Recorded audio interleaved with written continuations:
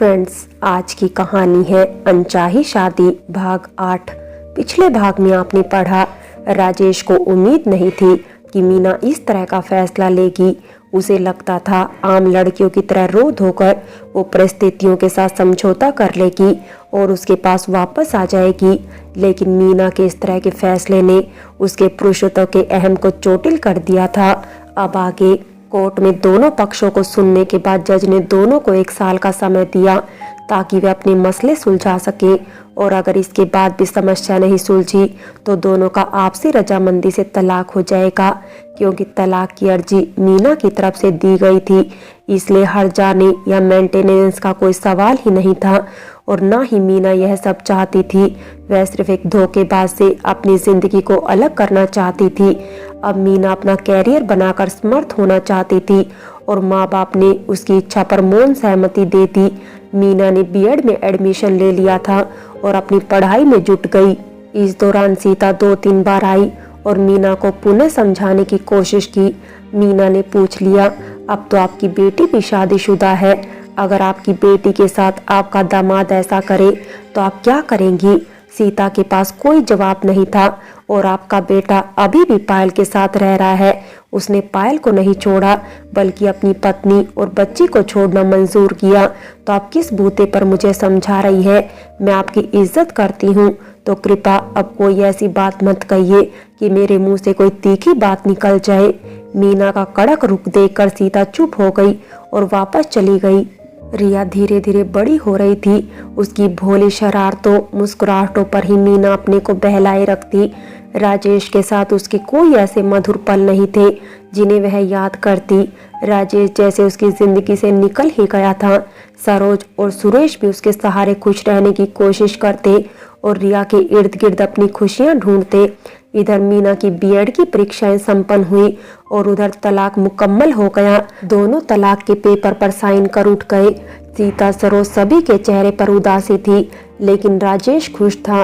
एक बार राजेश ने मीना से फिर अपनी बेटी की मांग की कि जब उसे उसके साथ नहीं रहना और अपना कैरियर बनाना है तो वह उसकी बेटी को उसे सौंप दे और वह स्वतंत्र हो जाए, चाहे कैरियर बनाए या दूसरी शादी करे।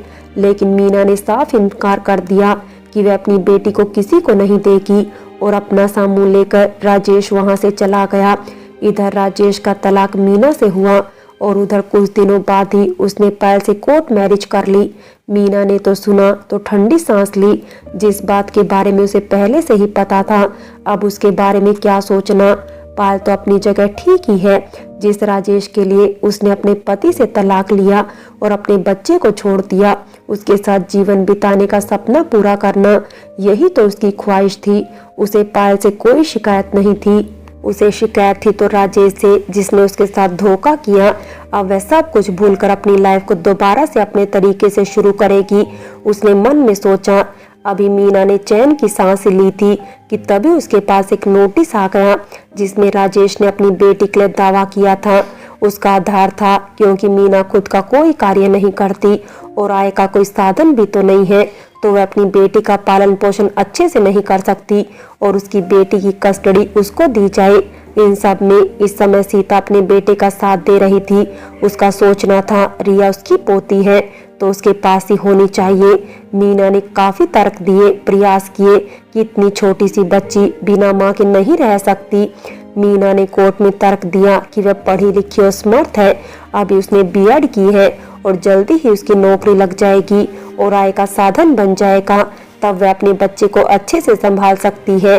मीना ने तर्क दिया, बच्ची अभी छोटी है और उसको अपनी माँ की आवश्यकता है, अकेला पिता बच्ची को नहीं संभाल सकता। लेकिन सीता ने भी अपने बेटे के पक्ष में गवाही दी। तब राजेश ने पायल से कोर्ट मैरिज का अपना शादी का प्रमाण पत्र दिखाया, जिसमें उसने कहा था कि वह शादीशुदा है और उसकी पत्नी उसके बच्चे को पालने में समर्थ है और वह खुद एक बच्चे की मां बन चुकी है। इस तरह पायल का पत्नी के रूप में प्रस्तुत होना उसका केस मजबूत कर रहा था। राजेश का वकील स्मार्ट था या मीना का सुस्त पता नहीं, वह कोर्ट में अच्छे से दलीलें पेश नहीं कर पाया। इसका खामियाजा मीना को भुगतना पड़ा। 6 महीने की भागदौड़ और जदोजहद के बाद अतः मीना हार गई। एक झटके के बाद दूसरा झटका बहुत जोर से लगा जब कोर्ट ने 3-4 साल की रिया का गार्जियन राजेश और पायल को बना दिया और फैसला दिया कि 8 साल की होने के बाद रिया जिसके साथ रहने की सहमति जताएगी उसके साथ रहेगी। तब तक सप्ताह में एक दिन वह रिया से मिल सकती है। कोर्ट रूम के बाहर जब उसने अपने वकील को राजेश के वकील को जीत की बधाई देते हुए देखा तब उसे समझ में आया यहाँ भी उसके साथ धोखा हो गया है। उसके वकील को राजेश ने खरीद लिया और किस्मत यहाँ भी उसे दगा दे गई। राजेश पायल का हाथ पकड़ उसे देखकर अपनी जीत पर मुस्कुरा रहा था। लूटी पिटी सी स्थिति में मीना को समझ में नहीं आया अब वह क्या करे। सरोज ने उसका कंधा थपथपाया और सोचते हुए आगे बढ़ गई। उसकी किस्मत में क्या लिखा था विधाता ने, पहले पति से धोखा और अब बेटी का छिन जाना। आंसू भरी आंखों से वह रिया का सभी सामान समेटने लगी। दुनिया भर के खिलौने, फ्रॉके जो सरोज और उसने अपने हाथों से सीली थी वह रखती जाती और उन्हें चूमती जाती। सारी रात वह रिया को अपने से चिपटाई रोती रही और उसे प्यार करती रही। अगले दिन सीता उसे लेने आ गई। रिया उसे छोड़कर जाना नहीं चाहती थी जबकि मीना उसे समझा रही थी राजेश उसके पापा हैं और उसे अपने पापा के साथ और नई मम्मी के साथ रहना है। सीता उसकी दादी है और दादी को तंग नहीं करना। समझाते समझाते वह रो पड़ी। यह देखकर सीता की आंखें भर आई लेकिन बेटे के मुंह में मजबूर उसने मीना को सांत्वना भी नहीं दी और उसे गोद में लेकर चल दी। वह सूनी आंखों से उसे देखती रह गई। आज एक माँ के दिल से राजेश और पायल के लिए बद्दुआ निकली कि वो कभी सुखी नहीं रहेंगे। उन्होंने एक माँ का दिल दुखाया है। दोनों ने अपने नाजायज रिश्ते को बनाए रखने के लिए और स्वार्थ पूर्ति के लिए बच्चे को हथियार बनाया है। न पायल को अपने बच्चे से प्यार था और न राजेश को, बस अपने अहम की तुष्टि के लिए और मीना को नीचा दिखाने के लिए ही रिया की कस्टडी ली है। उन्हें कभी अपने बच्चों का सुख ना मिले। सरोज सिवाय समझाने के और कुछ नहीं कर पाई। शायद इसी में तेरी भलाई है कि तू अपना भविष्य बनाए और इस शादीशुदा जिंदगी को भूल जाए जो धोखे की कहानी थी। आखिर में हर व्यक्ति अपने साथ हुए को अपनी किस्मत या ईश्वर की मर्जी मान अपना ही लेता है और कर भी क्या सकता है। मीना ने भी अपने दिल को तसल्ली दी, यही उसकी किस्मत है। सीता रिया को लेकर राजेश के पास चली गई। पायल पर भरोसा तो उसे भी नहीं था। जब तक उसे भरोसा न हो जाता वह रिया को अपना लेगी। उसने वही रहने का निश्चय किया। उसने मीना से रिया को अलग करने में राजेश का साथ तो दिया था परंतु अंदर ही अंदर वह थोड़ी डरी हुई थी और अंदर कहीं ना कहीं अपराध बोध की भावना भी थी कि एक बच्ची को माँ से जुदा करने में वह भी भागीदार है। अब मीना को ही सप्ताह में एक बार रिया से मिलने जाना होता। वह सुबह ही घर से निकल जाती। चाव में रिया के लिए बहुत सी चीजें बना कर ले जाती। अपने हाथ से उसके लिए सुंदर सी फ्रॉक बनाती। माँ को देखते ही रिया दौड़कर उसकी गोद में चढ़ जाती। पहले 2-3 बार सीता राजेश के साथ आई। राजेश चला जाता और सीता बैठी हुई माँ बेटी को मिलते देखती रहती। मीना की तड़प और रिया का माँ से मिलकर रोना उसे दुखी कर जाता लेकिन अब वह क्या कर सकती है। सब कुछ हाथ से निकल चुका था। अब मीना ने वहां बार बार जाने की बजाय उसी शहर में रहने और नौकरी करने की सोची ताकि वह रिया के आसपास उससे ज्यादा समय संपर्क में रह सके। महीने बाद सिर्फ राजेश रिया को मिलाने एक बगीचे में आता और 2-3 घंटे उसके पास छोड़कर वह चला जाता। दोनों में कोई भी बात नहीं होती थी और तब 2-3 घंटे में सप्ताह भर का प्यार वह रिया पर लूटा मीना वापस आ जाती। रिया उसे देखती ही उसे लिपट जाती और उसे अलग ही नहीं होती और उसे साथ ले जाने के लिए कहती पर कानूनन प्रक्रिया से मजबूर मीना उसे समझा बुझाकर किसी तरह राजेश को सौंपती और उसे विनती करती कि उसका ख्याल रखे। बदले में उसे राजेश का रूखा सा जवाब मिलता। अगर रिया की इतनी ही चिंता थी तो वह उसे छोड़कर गई ही क्यों। वह जानती थी वह कहाँ रिया का एक अच्छे पिता की तरह ध्यान रख पाएगा। वह मन में कहीं ना कहीं जानती थी जो माँ अपने बच्चे को छोड़ सकती है तो वह उसकी बच्ची का क्या ख्याल रखेगी। प्यार मोहब्बत लाड दुलार तो दूर की बात है और राजेश वह तो पायल के मोह में डूबा है। उसे तो सिर्फ मीना से बदला लेना था अपने अहंकार को तुष्ट करने के लिए। बस वह वहां नीलिमा और रत्नेश से मिली तो उन्होंने उसे ढांढस बंधाया। उन्होंने राजेश से अपने सारे संबंध तोड़ लिए थे। नीलिमा और रत्नेश ने एक प्राइवेट स्कूल में नौकरी दिलवा दी। इस नए शहर में अकेली मीना को उन दोनों का बड़ा सहारा था। मीना दूसरी कक्षा में अध्यापिका थी।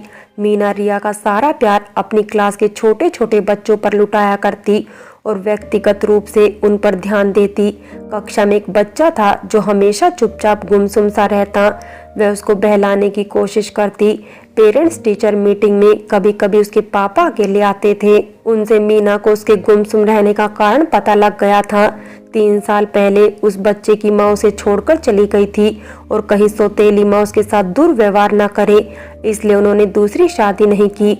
इतने छोटे बच्चे को माँ की आवश्यकता है, बच्चे को कौन संभालता है, ऐसे सवाल मीना के दिमाग में घूमते रहते। वो बच्चे को बहलाने की कोशिश करती पर बच्चा ज्यादा प्रक्रिया नहीं देता।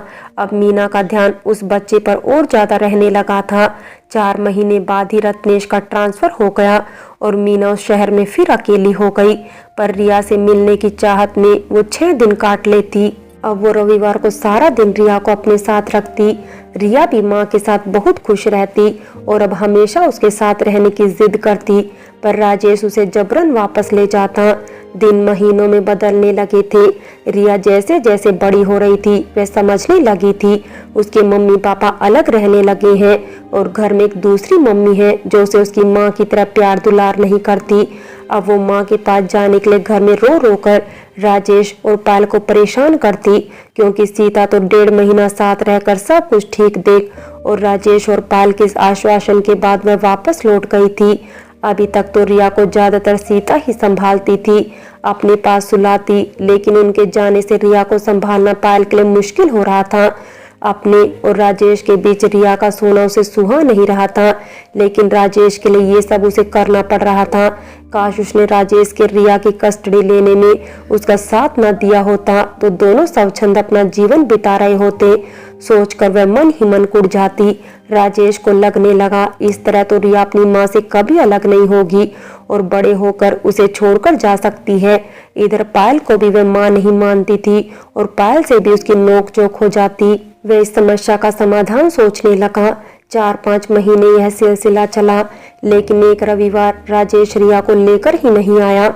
शायद कोई मजबूरी हो सोचकर मीना ने अपने मन को समझाया और अगले रविवार के इंतजार में वह दिन गिनने लगी। पर अगले रविवार वह फिर नहीं आया तो मीना का जी घबराया, कहीं रिया को कुछ हो तो नहीं गया। और मीना का मन घबराने लगा और वह पता करने उसके घर पहुंची, पर घर में ताला लगा था।